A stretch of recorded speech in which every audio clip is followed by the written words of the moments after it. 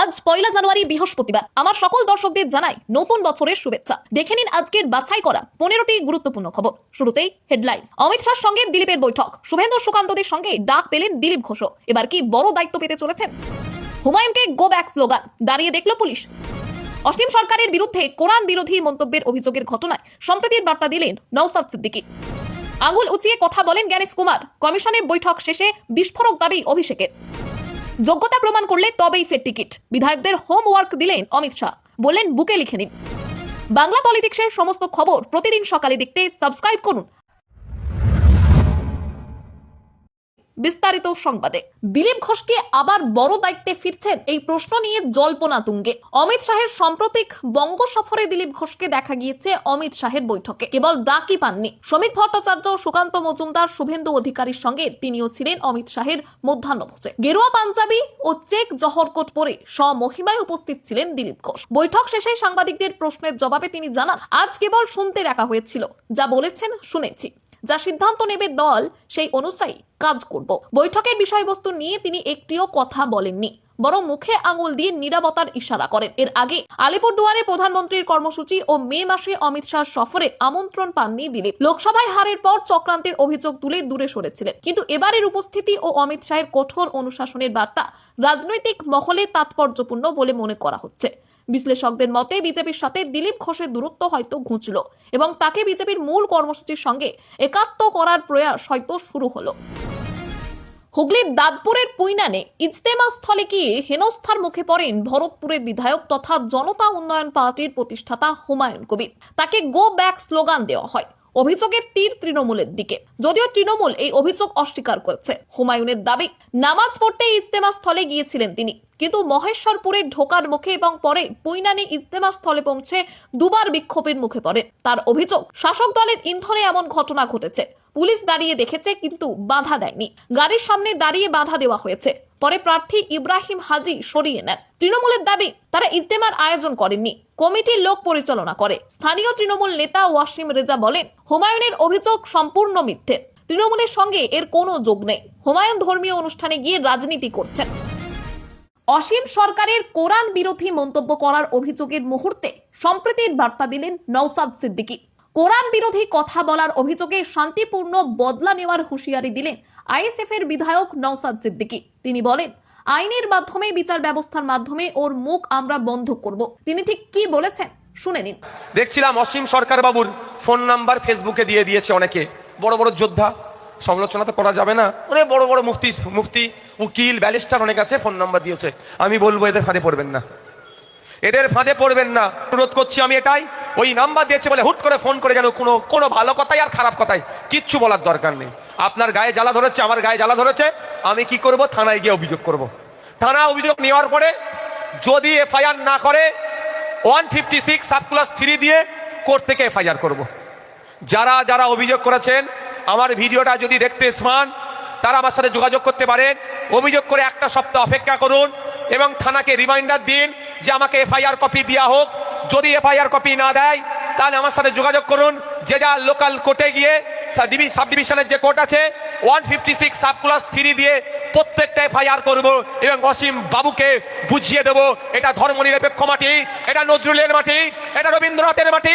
এই মাটিতে কোনো সাম্প্রদায়িকতার কোনো ঠাঁই নাই, কোনো সাম্প্রদায়িক চিন্তা ভাবনার মানুষকে এই বাংলায় আমরা রাখবো না। গণতান্ত্রিক মাধ্যমে, আইনের মাধ্যমে, বিচার ব্যবস্থার মাধ্যমে ওর মুখকে আমরা বন্ধ করব। আঙুল উঁচিয়ে কথা বলেন জ্ঞানেশ কুমার। কমিশনের বৈঠক শেষে বিস্ফোরক দাবি অভিষেকের। নির্বাচন কমিশনের বৈঠকে আঙুল উঁচিয়ে কথা বলেন মুখ্য নির্বাচন কমিশনার জ্ঞানেশ কুমার। নয়াদিল্লিতে প্রায় 3.25 ঘন্টার বৈঠকের পর এমনই বিস্ফোরক দাবি তৃণমূলের সর্বভারতীয় সাধারণ সম্পাদক অভিষেক বন্দ্যোপাধ্যায়ের। গোটা বৈঠকে সিসিটিভি ফুটেজ প্রকাশেরও দাবি জানিয়েছেন তিনি। অভিষেকের দাবি, বৈঠকের শুরুতে নাকি আঙুল উঁচিয়ে কথা বলেন জ্ঞানেশ কুমার, তাতে বাধা দেন অভিষেক। সাফ জানান, আঙুল নামিয়ে কথা বলুন, মনে রাখুন আপনি মনোনীত, আমি নির্বাচিত। আরো একবার বিজেপির সঙ্গে জ্ঞানেশ কুমারের যোগ সাজগের অভিযোগ করেন অভিষেক। তার দাবি, কোঅপারেটিভ মন্ত্রীকে অমিত শাহ, তার সচিবকে জ্ঞানেশ কুমার। আপনারা মনে করেন এটা কাকতালীয়? ওকে এই প্রতিষ্ঠান সংবিধান দেশ ধ্বংস করার মিশন দিয়ে এখানে পাঠানো হয়েছে। আমরা মানুষের ক্ষমতার সামনে মাথা নিচু করি, ক্ষমতায় থাকা মানুষদের সামনে নয়। আর ঠিক সেই কারণে জ্ঞানেশ কুমার ছাড়া বাকি দুই কমিশনার বৈঠকে চুপ ছিলেন বলে দাবি অভিষেকের। 3.5 ঘন্টার বৈঠক যে আদতে সারবত্তাহীন তা জানান অভিষেক।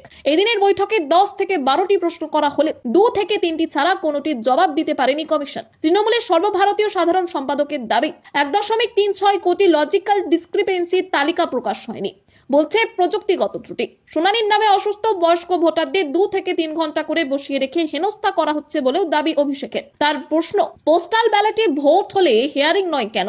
বাদ যাওয়া ভোটার তালিকা 58 লক্ষের মধ্যে কতজন বাংলাদেশি রোহিঙ্গা রয়েছে? কোনো প্রশ্নের জবাব দিতে পারেনি কমিশন। মাইক্রো অবজারভার প্রসঙ্গেও প্রশ্নের সদুত্তর নেই। এসআইআর শুনানিতে কেন বিএলএ 2দের ঢুকতে বাধা দেওয়া হচ্ছে সেই প্রশ্নও তোলেন অভিষেক। তা নিয়ে বিজ্ঞপ্তি জারির দাবি তোলেন অভিষেক। যোগ্যতা প্রমাণ করলে তবেই ফের টিকিট, বিধায়কদের হোমওয়ার্ক দিলেন অমিত শাহ। বললেন বুকে লিখে নিন, এসআইআর মিটে গেলেই রাজ্যে বিধানসভা নির্বাচন। সেই নিয়ে চরম তৎপরতা বিজেপির অন্দরে। পশ্চিমবঙ্গ সফরে এসে কেন্দ্রীয় স্বরাষ্ট্রমন্ত্রী অমিত শাহ দলের নেতাদের হোমওয়ার্ক দিলেন। বিধায়কদের নিজ নিজ কেন্দ্রে আরো বেশি সক্রিয় হতে বললেন তিনি। সেই সঙ্গে কাজও বাড়াতে হবে বলে নির্দেশ দিলেন। পুনরায় টিকিট পেতে গেলে আগে যোগ্যতা প্রমাণ করতে হবে বলেও জানিয়ে দিলেন শাহ। 2026 সালের বিধানসভা নির্বাচনের আগে প্রস্তুতিতে কোনো খামতি রাখতে নারাজ কেন্দ্রের বিজেপি নেতৃত্ব। দফায় দফায় বৈঠক করে বিধায়ক, সাংসদ, প্রাক্তন সাংসদ ও 2024-এর পরাজিত প্রার্থীদের নিয়ে নির্দেশ দেন অমিত শাহ। বিধায়কদের সপ্তাহে অন্তত 4 দিন নিজের নির্বাচনী এলাকায় থাকতে হবে। এই 4 দিন রোজ কমপক্ষে 5টি করে পথসভা করতে হবে। আসন্ন নির্বাচনে বিধায়ককে মুখ করে কর্মসূচি চালাবে দল। আগামী 2 মাসে যোগ্যতা প্রমাণ করতে হবে টিকিটের জন্য। কলকাতার 4 লোকসভা কেন্দ্রের অন্তর্গত 28টি বিধানসভার মধ্যে অন্তত 20টিতে জিততে নির্দেশ দেন অমিত শাহ। অনুপ্রবেশ ও দুর্নীতির ধাক্কা কলকাতাতেও লাগবে বলে সতর্ক করেন। তৃণমূল সরকারকে সমূলে উৎখাতের ডাক দিয়ে বলেন, এই সরকারকে একেবারে সমূলে তুলে ফেলে দিতে হবে। বৈঠক থেকে বেরিয়ে শিশির বাজোরিয়া বলেন, 2026-এ তৃণমূলের বিসর্জন। বিজেপি সূত্রে খবর, একাধিক বিধায়কের আসন বদলাতে পারে। প্রাক্তন সাংসদদেরও সক্রিয় হতে বলা হয়েছে। আদালতে যেতেই সবুজ সংকেত, মালদহের শুভেন্দু সভায় অনুমতি দিল কলকাতা হাইকোর্ট। মালদহে চাঁচলে শুভেন্দু অধিকারীর সভা হবে কিনা তা নিয়ে বেশ কিছুদিন ধরেই বিতর্ক চলছিল। নতুন বছরের ভিড় ও নিরাপত্তা নিয়ে আপত্তি জানিয়েছিল পুলিশ। শেষ পর্যন্ত এই বিষয়ে কলকাতা হাইকোর্টে মামলা ওঠে। শর্ত সাপেক্ষে শুভেন্দু অধিকারীর সভায় অনুমতি দিল হাইকোর্ট। কলকাতা হাইকোর্টের অবকাশকালীন বেঞ্চের বিচারপতি বিশ্বরূপ চৌধুরী নির্দেশ দেন, শর্ত মেনেই মালদহের চাঁচলে বিজেপির সভা করতে পারবেন রাজ্যের বিরোধী দলনেতা শুভেন্দু অধিকারী। আদালত জানিয়েছে, সভায় সর্বাধিক 9,000 মানুষ থাকতে পারবেন, এর বেশি লোক জমায়েত করা যাবে না। পাশাপাশি সভায় 70টির বেশি মাইক্রোফোন ব্যবহার করা যাবে না বলেও নির্দেশ দিয়েছে হাইকোর্ট। স্থানীয় এসডিপিওর রিপোর্টে বলা হয়েছে, নতুন বছরের সময় এলাকায় স্বাভাবিকভাবেই মানুষের ভিড় অনেক বেড়ে যায়। এত বড় সভা হলে ভিড় নিয়ন্ত্রণ করা কঠিন হতে পারে।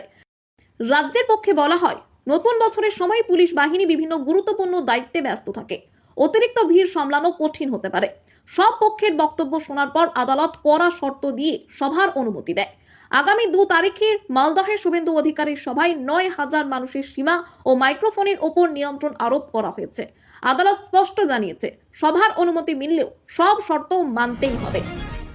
বছর শেষেও বরফ গলল না, আমি তো ওর মনের মধ্যে ঢুকে নেই। টিএমসি বিধায়ক অসিতকে নিয়ে বিরক্ত রচনা। বছর শেষ হলেও বিবাদ মিটল না হুগলির তৃণমূল সাংসদ রচনা বন্দ্যোপাধ্যায় এবং চুঁচুড়া তৃণমূল বিধায়ক অসিত মজুমদারের। সারা বছরই বিভিন্ন সময়ে তর্ক বিতর্কে জড়িয়েছেন দুজন। বুধবার অসিত মজুমদারের প্রসঙ্গ উঠতেই ফের ফুঁসে উঠলেন রচনা। স্পষ্ট জানিয়ে দিলেন, আগামীতে চুঁচুড়ার বিধায়কের কোনো কর্মসূচিতেই দেখা যাবে না তাকে। তিনি তার মতো থাকবেন আর বিধায়ক তার মতো। একই রাজনৈতিক দলের সদস্য হলেও দুজনের মধ্যে সংঘাতের সূত্রপাত একটি স্কুলের ক্লাস ঘর তৈরি নিয়ে। প্রকাশ্যে পরস্পরের বিরুদ্ধে ক্ষোভ উগরে দিতে দেখা গিয়েছিল তাদের। পরে অবশ্য বিধায়ক রচনাকে বোনের মতো মায়ের মতো বলেও মেটেনি বিবাদ। গত বছর থেকে চুঁচুড়া বিধানসভা উৎসব শুরু করেছেন বিধায়ক অসিত মজুমদার। গতবার সেই মেলায় শাড়ির স্টলও দিয়েছিলেন রচনা। এবারের উৎসবের জন্য বুধবার খুঁটি পুজো করেছেন বিধায়ক, কিন্তু হুগলিতে থেকেও সেখানে দেখা মেলেনি রচনা। সেই বিষয়ে প্রশ্ন করতেই সাংসদের সাফ জবাব, উনি যেটা ভালো মনে করেন সেটাই করুন, ওকে ওর মতো থাকতে দাও, আমাকে আমার মতো থাকতে দাও। রচনা আরো বলেন, বিধায়কের কোনো অনুষ্ঠানে তিনি যান না, আগামী দিনেও যাওয়ার ইচ্ছে নেই। রচনার কথায়, মমতা বন্দ্যোপাধ্যায় তাদের দুজনকেই ভোটের টিকিট দিয়েছেন। তিনি তার লোকসভায় সমস্ত অনুষ্ঠানে বিধায়ককে ডাকবেন, তিনি আসবেন কিনা সেটা তার ব্যাপার। কটাক্ষ করে বলেন, আমি তো ওর মনের ভেতর ঢুকে নেই, আমার অনুষ্ঠানে ওর নাম থাকে, কিন্তু উনি না এলে আমি কি করব। অসুস্থ স্ত্রীকে নিয়ে সিঁড়ি ভেঙে 3 তলায়, কিন্তু এসআইআর শুনানিতে বৃদ্ধকে হেনস্থার অভিযোগ। বলা হলো আপনি স্বামী নন, আসামি। এসআইআর শুনানিতে অভব্য আচরণের অভিযোগ নির্বাচন কমিশনের কর্মীর বিরুদ্ধে। অসুস্থ স্ত্রীকে নিয়ে শুনানিতে যাওয়ায় প্রবীণ ভোটারকে হেনস্থা করার অভিযোগ। ওই প্রবীণ স্বামী নন, আসামি এমন কটাক্ষ করা হয় বলে অভিযোগ সামনে এলো। গোটা ঘটনায় ক্ষোভ উগরে দিয়েছেন ওই প্রবীণ ব্যক্তি। পূর্ব মেদিনীপুরের নন্দীগ্রামের 1 নম্বর ব্লক থেকে এই ঘটনা সামনে এসেছে। 2002 সালের ভোটার তালিকায় নাম পাওয়া যায়নি অশোক পট্টনায়কের স্ত্রী গৌরী পট্টনায়কের।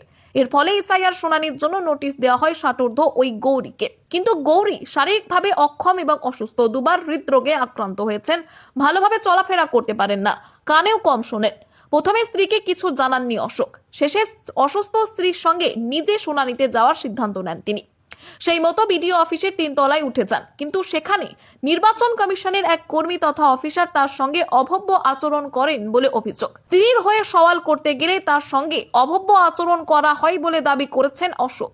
তার বক্তব্য, আমি বললাম যে আমি ওর স্বামী, বলছে স্বামী নন, আপনি এখন স্বামী নন, আসামি। ওইসব বাদ দিন, ওর কি আছে দেখান। ফোর্স নিয়ে এলে পুজো দিতে দেব না।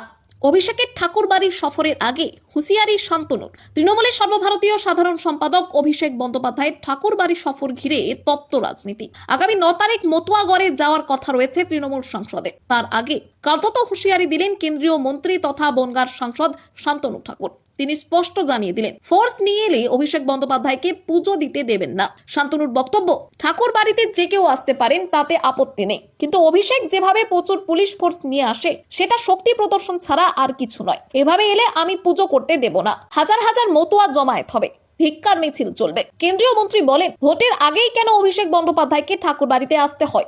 তিনি যখন আসেন 1000 পুলিশ নিয়ে আসা যাবে না। এখানে আসতে হলে ভক্তসুলভ মন নিয়ে আসতে হবে, পুজো দিয়ে বেরিয়ে যেতে হবে। এখানে কোনো রাজনৈতিক বক্তব্য, বাড়ির সদস্যদের নিয়ে কোনো কথা আমরা শুনবো না। তিনি আরো বলেন, ঠাকুর বাড়িতে জমায়েত রাখবো আমরা।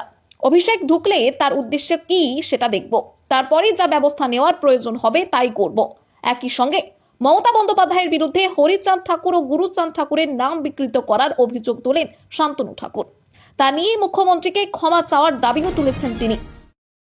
নেত্রীর মঞ্চে জায়গা পেলেন না, ক্ষোভে ফুঁসে উঠলেন তৃণমূল নেতা। নেত্রীর মঞ্চে জায়গা না পেয়ে সামাজিক মাধ্যমে ক্ষোভ উগরে দিলেন তৃণমূলের এসটি সেলের বিষ্ণুপুর সাংগঠনিক জেলা সভাপতি অমিয় কিস্কু। অস্বস্তিতে মুখে কুলুপ জেলা তৃণমূল নেতৃত্বের। গতকাল বাঁকুড়ার বর্জরায় দলীয় জনসভা করেন মুখ্যমন্ত্রী মমতা বন্দ্যোপাধ্যায়। সেই সভার আয়োজক ছিল তৃণমূলের বাঁকুড়া, বিষ্ণুপুর ও পূর্ব বর্ধমান সাংগঠনিক জেলা নেতৃত্ব। মঞ্চে ওদিন জেলার দলীয় নেতা, মন্ত্রী, সাংসদ ও বিধায়কদের পাশাপাশি জায়গা পেয়েছিলেন যুব, মহিলা, সংখ্যালঘু সহ বিভিন্ন শাখা সংগঠনের জেলা সভাপতিরা। কিন্তু মঞ্চের ঠাঁই হয়নি বিষ্ণুপুর সাংগঠনিক জেলার এসটি সেলের সভাপতি অমিয় কিস্কুর। ঘটনায় রীতিমতো ক্ষুব্ধ ওই তৃণমূল নেতা সামাজিক মাধ্যমে লাইভ করে নিজের ক্ষোভ উগরে দিয়েছেন। তার দাবি, এসটি সেলের মতো গুরুত্বপূর্ণ শাখা সংগঠনের জেলা সভাপতি যদি মঞ্চের জায়গা না পান, তাহলে ওই শাখা সংগঠন ব্লক ও অঞ্চল স্তরের নেতৃত্ব কোনো জায়গা পাবে না। ফলে আদিবাসী ভোট তৃণমূলের বিরুদ্ধে চলে যাবে। পরে আয়োজক দলীয় নেতৃত্বের বিরুদ্ধে এক রাশ ক্ষোভ উগরে দিয়ে বলেন, দলীয় নেতৃত্বের পদ দিলে সেই পদের মর্যাদা রক্ষার দায়িত্বও দলীয় নেতৃত্বের ওপর বর্তায়। বিষয়টি নিয়ে অস্বস্তিতে পড়ে মুখে কুলুপ এঁটেছে তৃণমূলের জেলা নেতৃত্ব। কটাক্ষ করার সুযোগ হাতছাড়া করেনি বিজেপি। বিজেপির বিষ্ণুপুর সাংগঠনিক জেলার মুখপাত্র দেবপ্রিয় বিশ্বাস বলেন, এসটি সেলের ওই সভাপতি ঠিকমতো কাটমানি দিতে পারেননি, তাই তাকে মঞ্চে জায়গা না দিয়ে বালিচোর, কয়লাচোরদের মঞ্চে জায়গা দেওয়া হয়েছে। খবর আজকের মতো এখানেই শেষ। আবার আসছি আগামীকাল সকালে। পরবর্তী খবরের জন্য সাবস্ক্রাইব করুন